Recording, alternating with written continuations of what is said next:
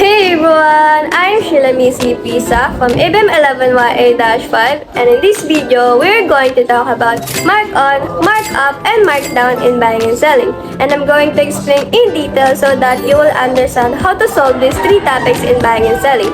Stay focused on this video so we'll know the answer. So first, we will talk about markup. To understand what is markup is and to determine how to solve the markup, let us familiarize ourselves with the different terms. When we say markup, it is the amount of money added to cost to cover the operating expenses and provide a profit to the business. It is what you add to prices in order to make money. Sa business world, minsan kailangan natin magtaas ng presyo in order para kumita tayo. And selling price is the price at which the item is sold. Ito yung price nung nakuha mo yung product or item. Pwedeng nakipag-negotiate ka sa buyer or nakuha mo lang siya ng ganyang halaga, pwedeng may discount. And when we say cost price, it is the total cost involved in selling a product. This involves purchase price and all other expenses that are incurred before a product is sold. Ito yung mga expenses na nagastos nung buyer sa pag-produce ng product. And lastly, markup percentage. Markup percentage is a percentage of the cost price that the company wanted to add to determine the selling price of the product. And here is the formulas that we can use to solve. In markup, we have the selling price minus the cost. And in markup percentage based on cost, we have the markup over cost multiplied by 100. And in markup percentage based on prices, we have the markup over price multiplied by 100. For example, number 1, a dining table with a total cost of 3,300 pesos was sold for 3,700 pesos. What is the total amount of markup? So first, list down all the given. For cost, we have 3,300. And for selling price, we have 3,700.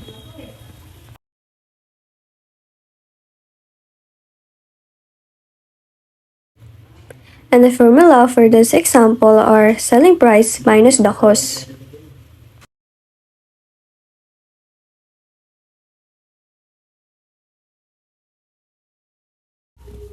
And the markup is 400 pesos. That's how easy it is.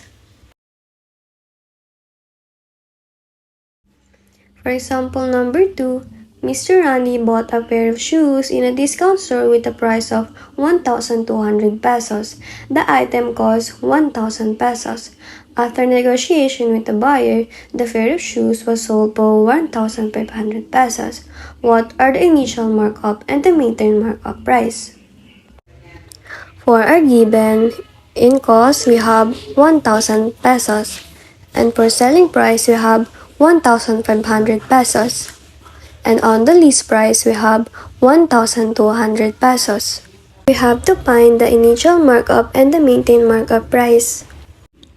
Let's solve the initial markup first. The formula for initial markup are list price minus the cost.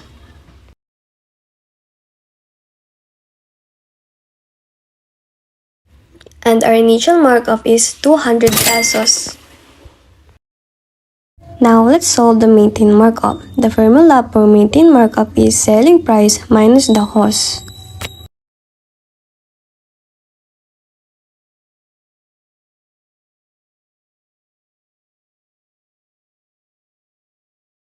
Our maintained markup is 500 pesos.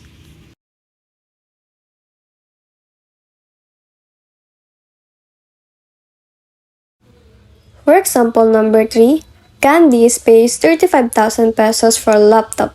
If the markup is for 10% on the cost, find the selling price. And for given, we have 35,000 for the cost and 14% or 0.14 for the markup rate based on cost.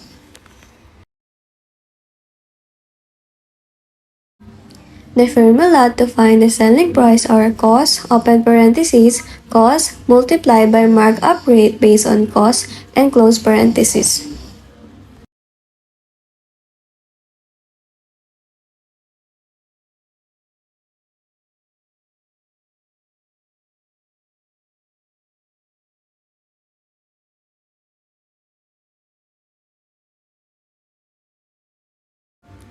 Let's multiply first the number inside the parentheses.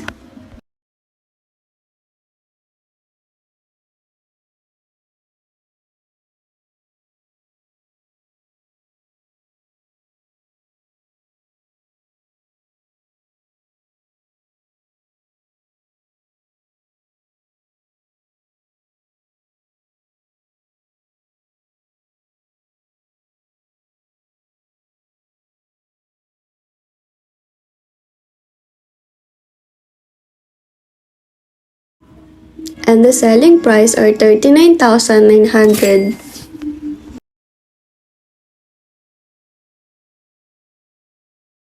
I refer some activities here for you to answer, and beside is the formula that you can use to complete the table. And I will be giving you 15 seconds for each number to fill the table. Apply all that I taught you. You can do this. Timer starts now.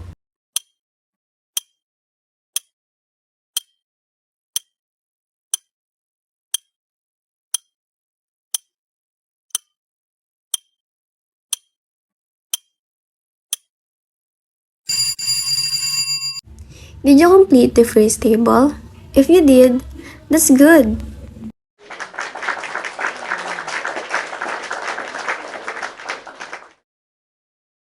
Remember to find the cost, subtract the selling prices into markup. 460 pesos minus 130 pesos equals to 330 pesos. And to find the markup rate based on cost, markup divided by cost. 130 pesos divided by 330 pesos equals to 39.39%. And to find the markup rate based on selling price, divide the markup into selling prices. 130 pesos divided by 460 pesos equals to 28.26%. And now it's time to complete the table number 2. Timer starts now.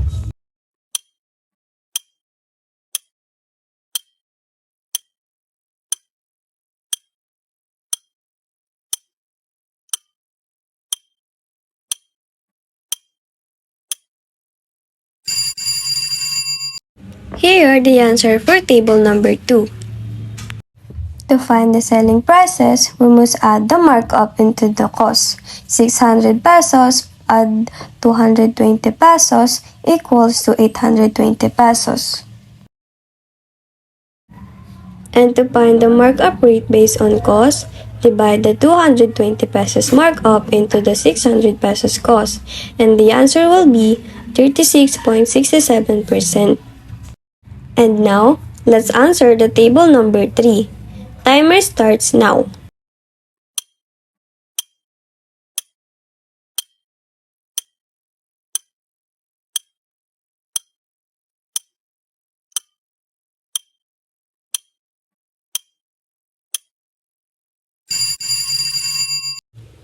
Let's find the markup first. To find the markup, let's multiply the cost into the markup rate based on cost. 800 pesos multiplied by 65% divided by 100 will be 520 pesos.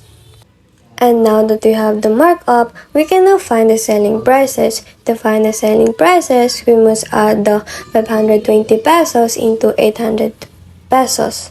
And the answer will be 1,320 pesos. And for the markup rate based on price, divide the markup into the selling prices. 520 pesos divided by 1,320 pesos will be 39.39%.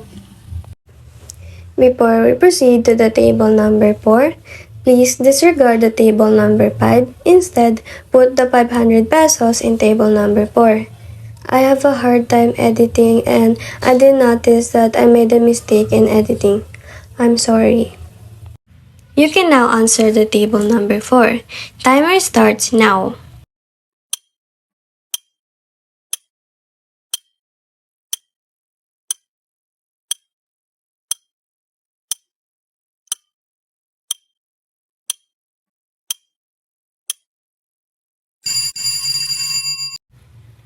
In order to find these three, the cost, markup, and the markup rate based on cost, first, we need to find the markup.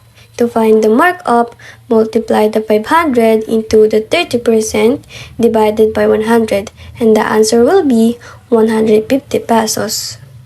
And now that we have the markup, we can now find the cost. 500 minus 150 pesos will be 350 pesos. And last but not the least, divide the 150 pesos into 350 pesos multiplied by 100, and the answer will be 42.86%. And now that we're good, did you answer all the table with the right answer? If you did, congrats, you're now a mathematician. Kidding. And now that we're done in our markup lesson, let's now proceed to the markdown. Markdown is a reduction from the regular selling price of a product resulting in a lower price. Here are some reasons why entrepreneurs reduce the prices of commodities in order to meet the prices of competitors, attract more customers, have more sales, and clear the store of all stocks not selling well. Here are the formulas that we can use to determine the markdown. To find the markdown, we have original or circular selling price, subtract the new selling price. And another formula for markdown if the markdown rate is given. Markdown rate multiplied by regular or original selling price. To find the markdown rate, we have to multiply the regular or original price into the markdown. For example, number 1, the original price of a year-old vehicle is 1,900,800. The owner decides to reduce the price to 1,600,400. What is the markdown? List down the given. The original price of a year-old vehicle is 1,900,800.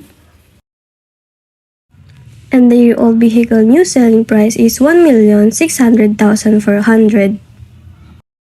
Remember that the formula to determine the markdown is the original price subtract the new selling price.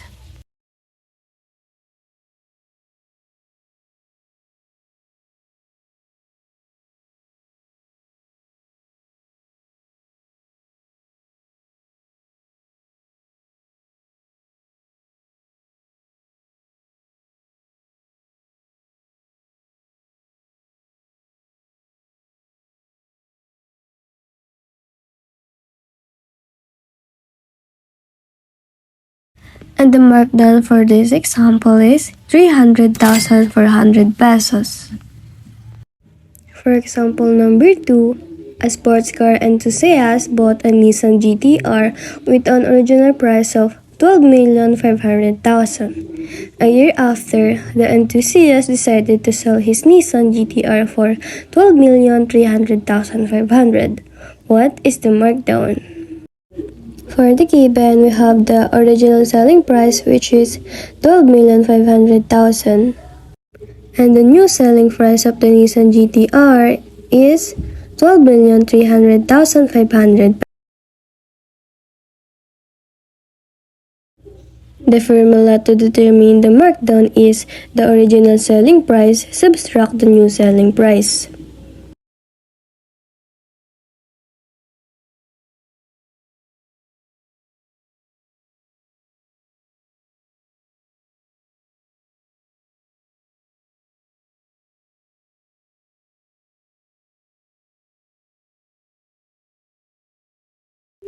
And voila! Our markdown is 199,500 pesos. Sana magka-GTR din ako. Example number 3. What are the markdown and the sale price of an old cell phone that has a regular price of 10,500 pesos and is on sale for 19% off the regular price. Where the regular price is 10,500 pesos. And our markdown rate is 19% or 0.19.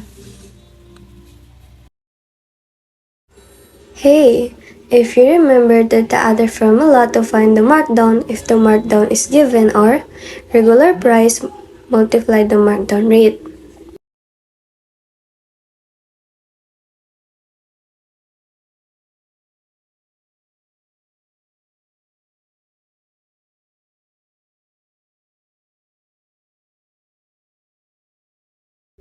Thus, the markdown is 1,995.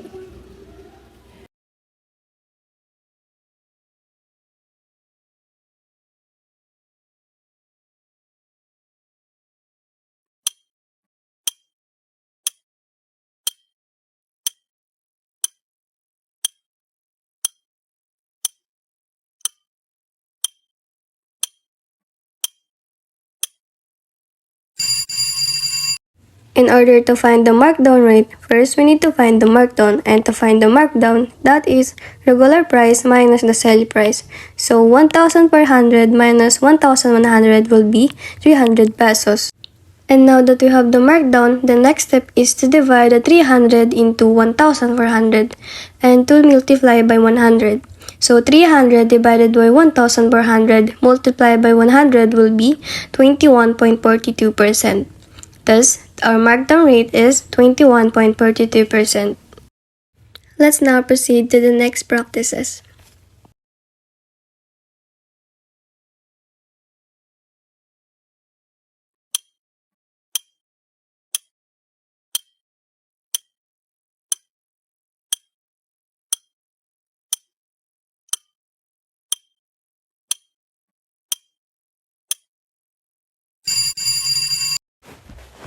In this example, it is obvious that the regular price is 12,000 pesos and the new selling price is 10,500. And just like what we did in practice number 1, in order to find the markdown percentage, first we need to find the markdown. And to find the markdown, we must subtract the regular price into the sale price. So 12,000 minus 10,500 will be 1,500 pesos. And 1,500 pesos divided by 12,500 pesos multiplied by 100 will be 12%. Thus, our markdown is 12%.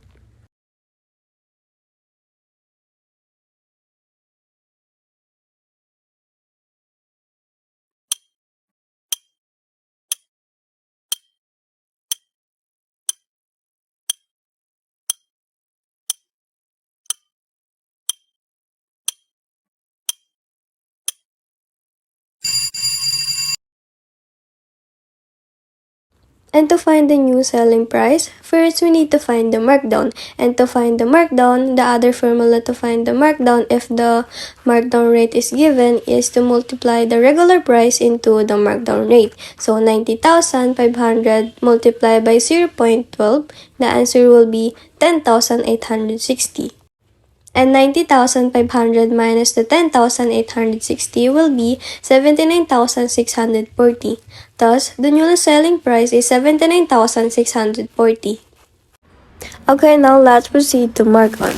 Mark-on is a temporary markup on certain products to take advantage of high demands. Here's the formula that we can use to find the mark-on. For example, number 1, it is February and flowers are now in high demand. A flower store in Dangwa currently sells scent flower at 900 pesos and decides to apply 25% to the item. Find the new selling price. The formula to find the mark-on this example is currently selling price and the mark-on rate. So to find the mark-on, we have to multiply the currently selling price into the mark-on rate. And to find the new selling price, just add the mark-on rate plus the currently selling price. And now we have 1,125 pesos. In the month of July, mangoes are in high demand. The current price of mangoes is 180 pesos per kilo. The seller decides to apply 35% to the item. Find the new selling price. So this is just the same like the example number 1. It's obvious that the currently selling price is 180 pesos and the mark-on rate is 35% or 0.35. To find the mark-on, we must multiply the 180 into 0.35. And we have 63. So to find the new selling price, we have to add the 63 plus 180 and now we have 243 pesos. Thus, the new selling price is 243 pesos. For example number 3, a tumbler in a department store is currently being sold for 899.50 pesos. Because of the high demand for the item, the store decided to apply a markup percentage of 28%. Find the new selling price. The tumbler is currently being sold for 899.50 pesos, and because of the high demand for the item, the store decided to apply a markup percentage of 20%. So to find the mark-on, we must multiply the currently selling price into the mark-on rate. So 899.50 multiplied by 0.2 will be 179.9 plus the currently selling price, which is 899.50, will be 1079.4. Thus, the new selling price of the tumbler is 0.79.4.